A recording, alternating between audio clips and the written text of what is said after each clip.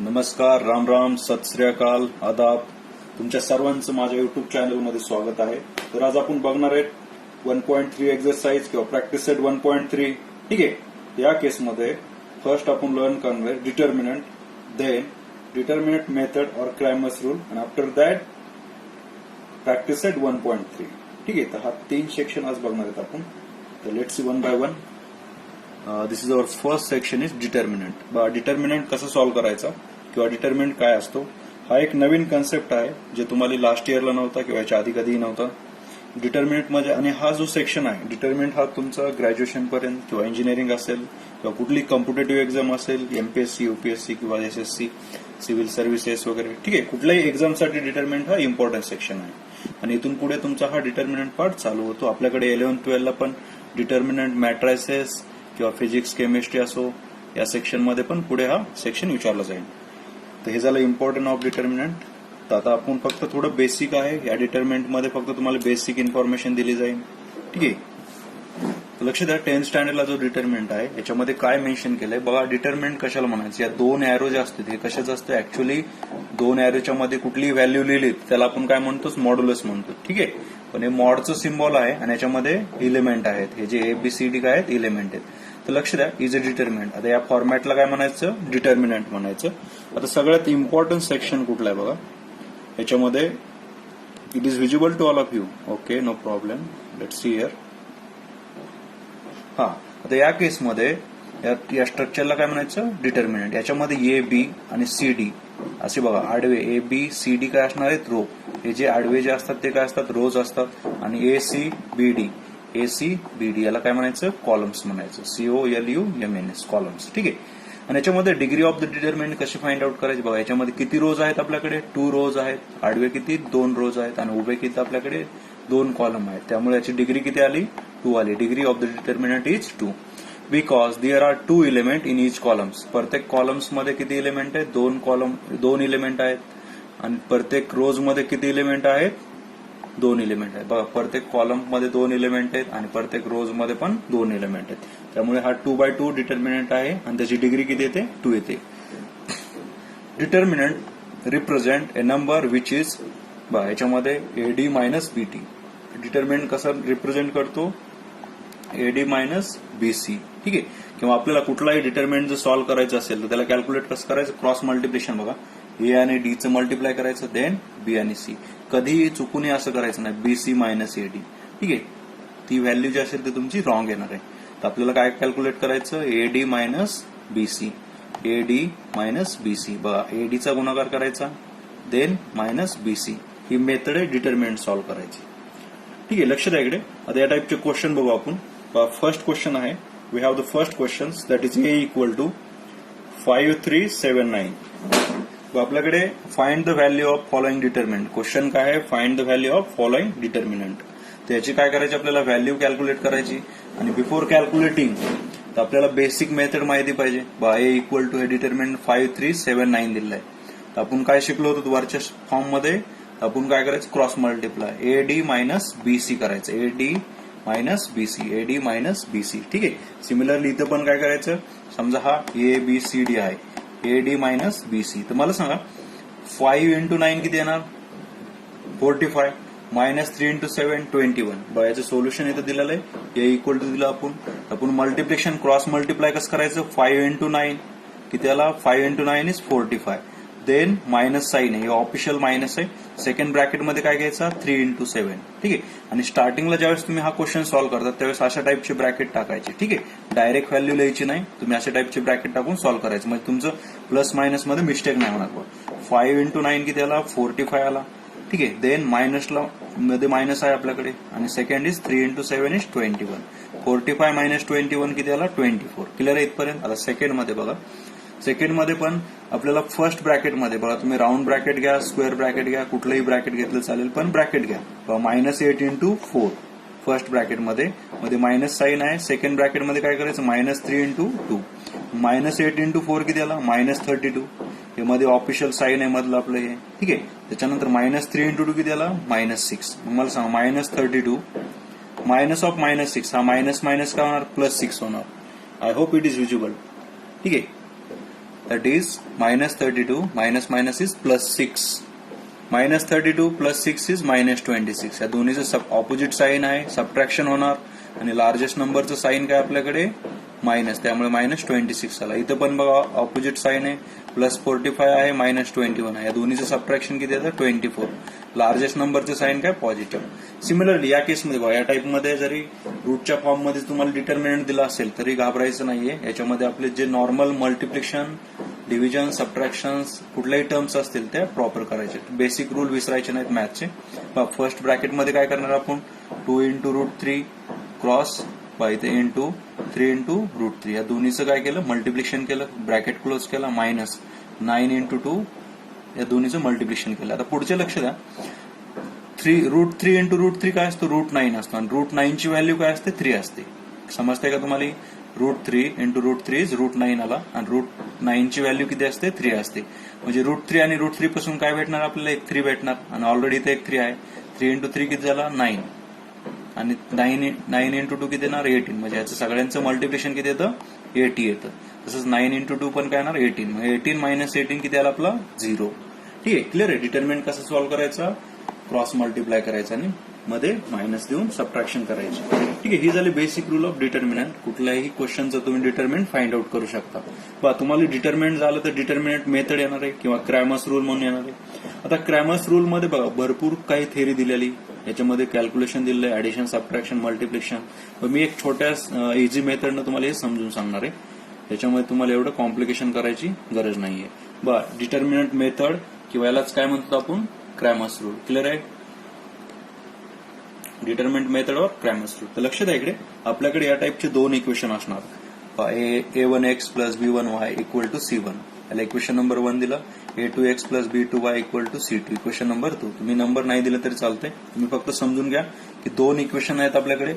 2 linear equation in 2 variable आहेत. कसे ते लिनियर इक्वेशन इन 2 व्हेरिएबल. इथे x चा कोएफिशियंट किती a1 येतो, y चा कोएफिशियंट काय b1 आहे, x चा कोएफिशियंट इक्वेशन 2 मध्ये a2 आहे, y चा कोएफिशियंट b2 आहे आणि इकडे कॉन्स्टंट c1 c2 आहे.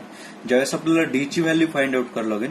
बा डिटर्मिनंट किंवा क्रॅमर्स मेथड मध्ये तुम्हाला कुठल्या कुठल्या गोष्टी माहिती पाहिजे, d माहिती पाहिजे, dx माहिती पाहिजे, त्याच्यानंतर dy माहिती पाहिजे आणि पुन्हा फॉर्म्युला आपल्याकडे x is equal to dx by D, y is equal to dy by D. तुम्ही फक्त बेसिकली जे डी कसा फाइंड आउट करायचा, डीएक्स कसा फाइंड आउट करायचा, डीवाय कसा, एवढंच समजून घ्या तुम्ही. ते बाकीचं जे कॅल्क्युलेशन दिलंय ते खूप इम्पॉर्टंट नाहीये. फक्त ह्या गोष्टी समजलात तुम्हाला प्रॉपर सगळं समजून जाईल. आता आपल्याला डीएक्स आणि डीवाय, कारण आपल्याकडे एक्स आणि वाय ची व्हॅल्यू काढायची. कारण इथं आपण बघा आतापर्यंत जेवढ्या मेथड बघितल्या, पहिली इलिमिनेशन मेथड बघितली. इलिमिनेशन मेथडमध्ये पण एक्स वाय ची व्हॅल्यू भेटत होती. सबस्टिट्यूशन मेथडमध्ये पण एक्स वाय ची व्हॅल्यू भेटत होती. ग्राफिकल मेथडमध्ये पण दोन इक्वेशनचे जे ग्राफ ड्रॉ केल्यानंतर जो इंटरसेक्टिंग पॉइंट भेटत होता आपल्याला, समजा दोन इक्वेशन आहेत किंवा 2 इक्वेशन पासून असे 2 ग्राफ भेटले, यांचा जो इंटरसेक्टिंग पॉइंट भेटत होता ते आपले काय होते रूट्स होते. म्हणजे ग्राफिकल मेथडनं पण आपण एक्स आणि वाय ची व्हॅल्यू कॅल्क्युलेट करत होतो. तसंच क्रॅमर्स रूल पण आहे किंवा डिटर्मिनंट मेथड पण आहे. याच्यामध्ये पण काय करायचं आपल्याला, इथे एक्स वाय ची व्हॅल्यू काढायची आणि एक्स वाय ची व्हॅल्यू काढण्यासाठी एक्सचा फॉर्म्युला काय, X is equal to dx upon D आणि y is equal to dy by D. तर आपल्याला dx आणि ज्यावेळेस आपल्याला x ची व्हॅल्यू कॅल्क्युलेट करायची आहे त्यावेळेस आपल्याला d ची व्हॅल्यू माहित असणं गरजेचं आहे, dx ची व्हॅल्यू माहिती असणं गरजेचं आहे. y ची व्हॅल्यू कॅल्क्युलेट करताना d ची व्हॅल्यू आणि dy ची व्हॅल्यू माहिती असणं गरजेचं आहे. आता लक्ष द्या, d ची व्हॅल्यू कशी कॅल्क्युलेट करायची. ज्यावेळेस आपण d कॅल्क्युलेट करणार आहे त्यावेळेस कुठलाही क्वेश्चन दिला असेल तुम्हाला, त्या क्वेश्चनला या फॉर्मॅटमध्ये लिहायचा. ठीक आहे, कुठलाही क्वेश्चन असेल किंवा कुठल्याही क्वेश्चन मध्ये 2 इक्वेशन दिले असतील तुम्हाला, ठीक आहे, या टाईपचे, हा एक इक्वेशन, हा एक इक्वेशन, याला कुठल्या फॉर्मॅटमध्ये कन्वर्ट करायचं, या फॉर्मॅटमध्ये, आणि याला याच मेथडमध्ये लिहायचं. ठीक आहे, इक्वेशन 1 वर आणि इक्वेशन 2 खाली, एका खाली एक लिहायचं. ठीक आहे, समोरासमोर लिहायचं नाही, मुलं मिस्टेक करतात. एका खाली एक लिहिणं. आता पुढच्या स्टेपला काय करायचं, डी फाइंड आउट करायचं. ज्यावेळेस आपल्याला डी फाइंड आउट करायचं असेल त्यावेळेस काय करायचं सांगा मग. एक्स, इक्वेशन 1 मध्ये एक्स आणि वाय चे कोएफिशियंट काय आहेत,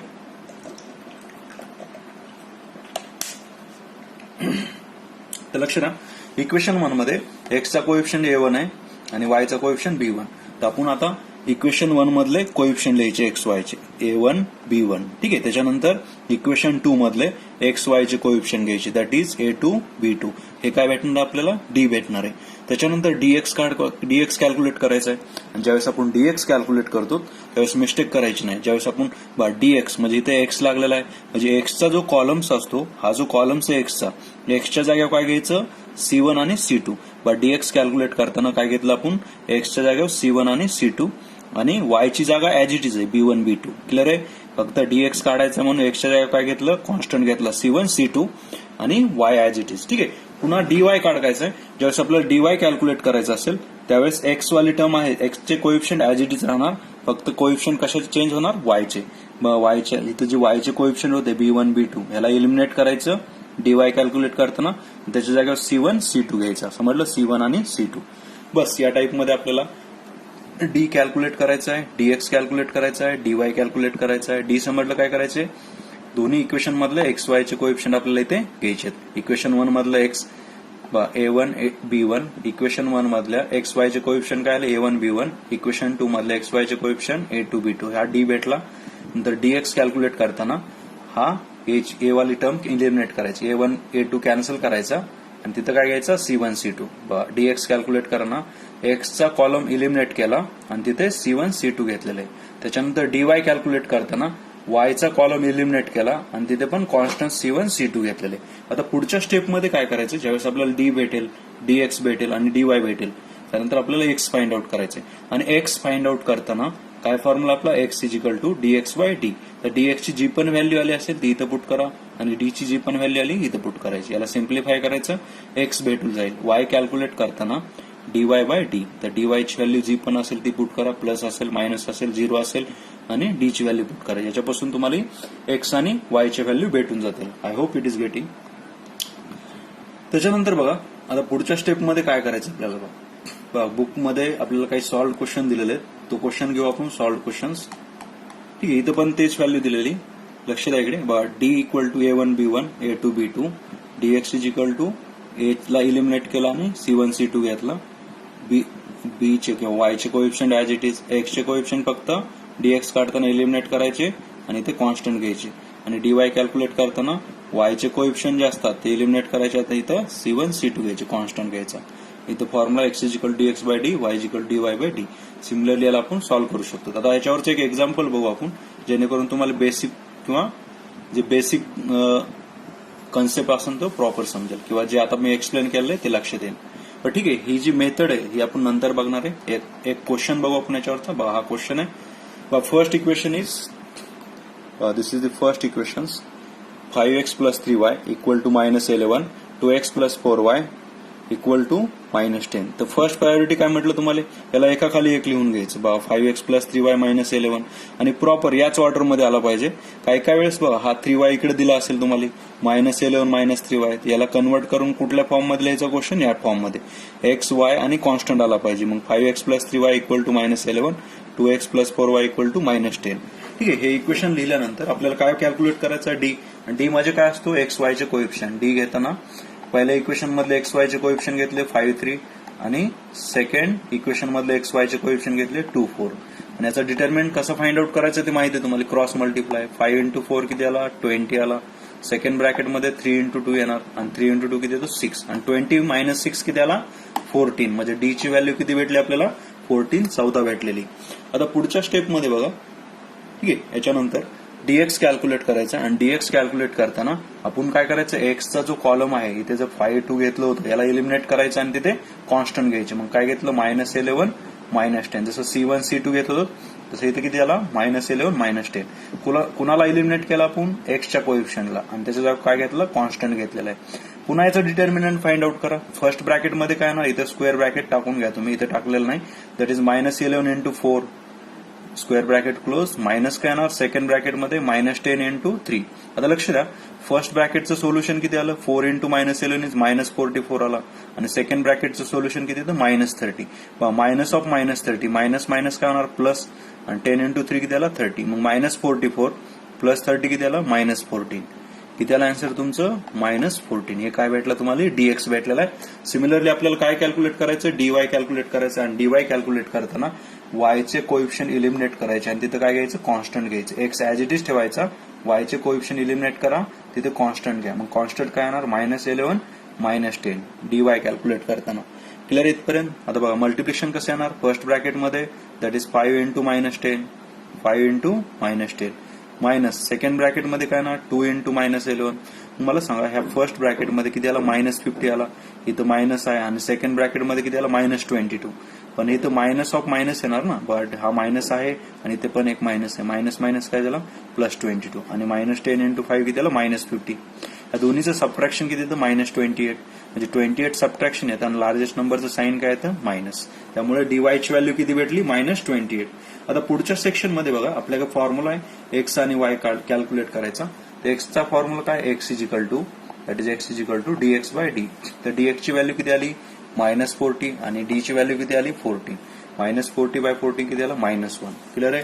आणि y कॅल्क्युलेट करताना dy/d घेतला तर dy ची व्हॅल्यू किती येते आपली, -28 आणि d ची व्हॅल्यू किती येते, 14. -28 / 14 इज -2.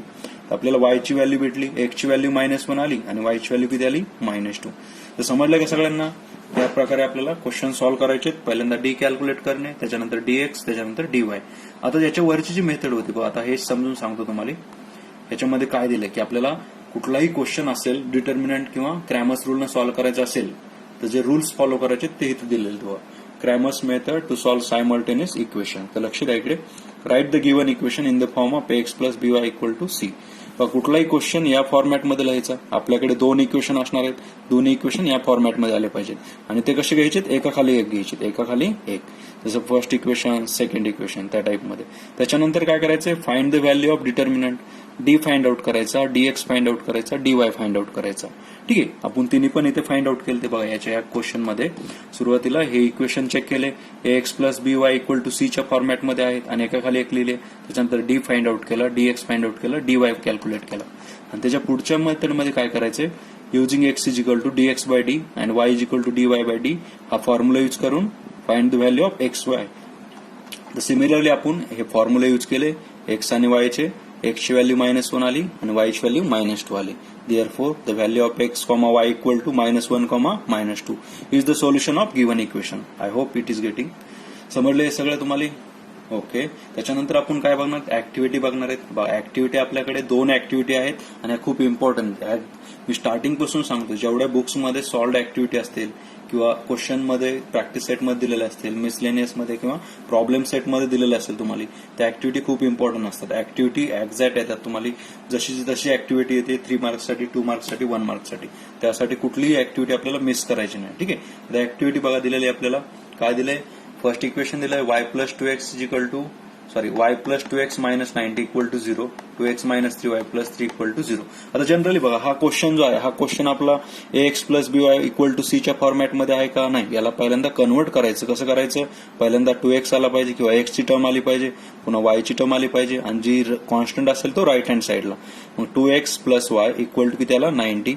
2x - 3y = किती आला, -3. हे 2 इक्वेशन भेटणार. त्याच्यानंतर आपल्याला काय कॅल्क्युलेट करायचंय, डिटर्मिनंट फाइंड आउट करायचं आहे. तर मी हे डिटर्मिनंट जो फाइंड आउट किंवा ऍक्टिव्हिटी आहे ती इथं सॉल्व्ह केलेली आहे किंवा या बुक्स. ठीक आहे. याच्यामध्ये बघू आपण. हा क्वेश्चन आता सॉल्व्ह केला आपण. हा, ही ऍक्टिव्हिटी आहे आपली आणि याला सॉल्व्ह करायचंय. तर लक्ष द्या इकडे, आपल्याकडे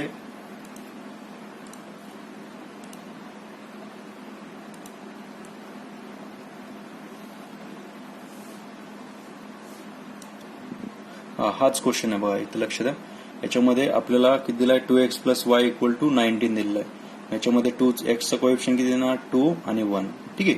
म्हणजे हाच प्रॉब्लेम आहे. इथं सॉल्युशन दिलेलं आहे त्याचं. तर सोल्युशन बघू आपण याच्यामध्ये काय येते ते. ठीक आहे. सगळ्यांना लक्ष द्या. तर आपल्याकडे जो सेक्शन आहे,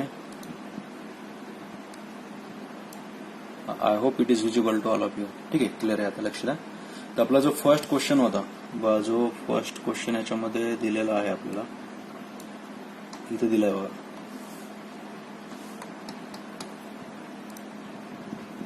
वा 2x + y = 90 आणि 2x - 3y = -3. ठीक आहे. त्याच्याप्रमाणे आपण काय केलं, याच्यामध्ये चेंजेस केले. ठीक आहे. तर बघा पहिला काय येणार, 2 1 देन लक्ष द्या इकडे, आपल्याकडे हे ऍक्टिव्हिटी डी इक्वल टू, बघा आपल्याकडे इक्वेशन आहे 2x + y = 90. This is your equations. ठीक आहे, 2x + y = 90. सेकंड इक्वेशन आहे 2x - 3y = -3. तर डी काय असतो आपल्याकडे, एक्स वाय चे कोएफिशियंट असतात. 2,1 घेतला. सेकंड इक्वेशन मधलं एक्स वाय चे कोएफिशियंट 2,-3. त्याच्यावर याला डिटर्मिनंट सॉल्व्ह केला आपण. 2 × -3 किती आला, -6 अँड 1 × 2 इज दॅट इज 2. -6 - 2 किती आला, -8. डी ची व्हॅल्यू किती येणार तुमची, -8. सिमिलरली डीएक्स फाइंड आउट करायचा. डीएक्स फाइंड आउट करताना काय करायचं आपल्याला, ए चे कोएफिशियंट इलिमिनेट करून इथे कॉन्स्टंट घ्यायचं. दॅट इज 19 - 3, इथे 1 - 3 ॲज इट इज. फक्त ए चे कोएफिशियंट इलिमिनेट केले. याचा पण क्रॉस मल्टिप्लाय केला आपण. 19 × -3 आणि मायनस सेकंड ब्रॅकेटमध्ये 1 × -3. हा डार्क जो दिसतोय बॉक्सेस ते फिलिंग द ब्लँक्सेस आहेत. दोन्हीचं मल्टिप्लिकेशन -57 आलं. -3 × 1 इज -3. मायनस मायनस का होणार, हा प्लस होणार. -57 + 3 किती येणार, -54. ठीक आहे. त्याच्यानंतर डीवाय कॅल्क्युलेट करायचं आणि डीवाय कॅल्क्युलेट करत असताना लक्ष द्या इकडे, इथे वायचे कोएफिशियंट इलिमिनेट करायचे. डी मधले वायचे कोएफिशियंट 1 - 3 इलिमिनेट करून हा कॉन्स्टंट घ्यायचा. 19 - 3. 90 आणि -3 इथे पण काय यूज केलं, डिटर्मिनंट सॉल्व्ह केला. 2 × -3 फर्स्ट ब्रॅकेटमध्ये, सेकंड ब्रॅकेटमध्ये 19 × 2. याला कॅल्क्युलेट केलं. -6 - 38. मायनस मायनस काय होणार, हा -6 - 30 इज -44. म्हणजे तुम्हाला डीवाय पण भेटला, डी भेटला, डीएक्स भेटला. आता पुढे काय करायचं आपल्याला, लक्ष द्या इकडे. याच्यामध्ये आपल्याला आता एक्सचा फॉर्म्युला यूज करायचा by applying Cramer's rule. x = dx/d, y = dy/d. तर डी काय आपल्याकडे, डीएक्स काय आला आपलं सांगा, dx इज -54 आला, -54. आणि डी किती आलता, -8 आलता. -54 divide by -8, minus minus plus झाला. 27 डिवाइड बाय 4 आला. y कॅल्क्युलेट, याला डेसिमल मध्ये कन्वर्ट करू नका, ॲज इट इज ठेवा. y = काय आला, dy किती येतो आपला, that is -44 divide by D is -8. मग किती आला, 11/2. मग एक्स वाय इक्वल टू किती आला, 27 डिवाइड बाय 4 आणि 11 divide by 2 is the solution of the given simultaneous equation. या टाइप मध्ये सॉल्व्ह करायचे. इथे एक्स ची व्हॅल्यू 27 डिवाइड बाय 4 आली, वाय ची व्हॅल्यू 11 डिवाइड बाय 2. मग लास्टला याचे x Y, this is x, y ची value is the solution of given simultaneous equation. Similarly काय करायचं आपल्याला, दुसरी पण ऍक्टिव्हिटी बघणार आहेत आपण. ठीक आहे. तर सेकंड ऍक्टिव्हिटी बघा. याची तुम्ही वाटलं तर स्क्रीनशॉट पण घेऊ शकता. याच्यामध्ये जो सेकंड ऍक्टिव्हिटी दिलेली, ठीक आहे, 3x - 2y = दिलेला आहे. 2x + y = 60. Find the value of determinant in the given. तर डी कॅल्क्युलेट करायचं, याचा डिटर्मिनंट फाइंड आउट केल्यानंतर 7 येणार. डीएक्स कॅल्क्युलेट करायचं, याचे डिटर्मिनंट फाइंड आउट केलं 35 येणार. डीवाय कॅल्क्युलेट करायचं, याचे डिटर्मिनंट फाइंड आउट केलं 42 येणार. त्याच्यानंतर काय करायचं आपल्याला, पुढच्या स्टेपसाठी value according to the Cramer's rule. त्याच्यानंतर काय करायचं आपल्याला, क्रॅमर्स रूल अप्लाय करून एक्स फाइंड आउट करायचा. dx/d, dx ची व्हॅल्यू पुट केली, डी ची व्हॅल्यू पुट केली, 5 भेटणार. dy/d, y = dy/d, dy ची व्हॅल्यू, डी ची व्हॅल्यू 6 आला. देअरफॉर एक्स वाय ची व्हॅल्यू किती भेटली आपल्याला, 5,6. बस या टाइप मध्ये याला सॉल्व्ह करायचंय. स्क्रीनशॉट घेऊन तुम्ही लिहू शकता. ठीक आहे. Thank you all of you.